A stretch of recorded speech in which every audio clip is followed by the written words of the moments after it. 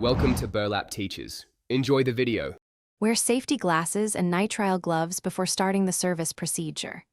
Park the 2017 GMC Sierra on level ground, engine off, and set the parking brake. Open the hood.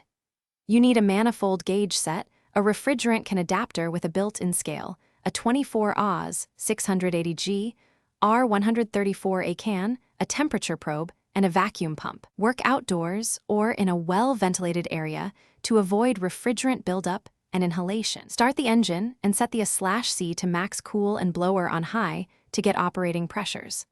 Locate the low and high service ports on the 2017 GMC Sierra and connect manifold low to the low port and high to the high port, then record static pressures. If you see readings below 20 psi on the low side or the system fails to hold pressure, it indicates a leak.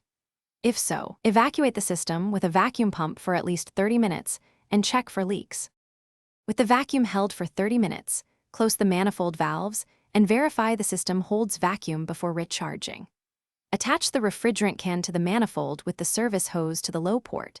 Open the can valve and add R134 while the engine runs, aiming for a total charge of 24 Oz 680G.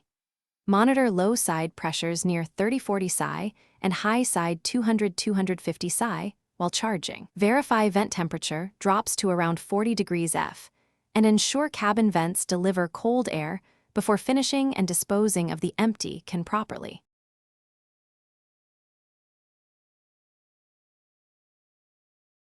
Thanks for watching. Consider subscribing if this video helped you.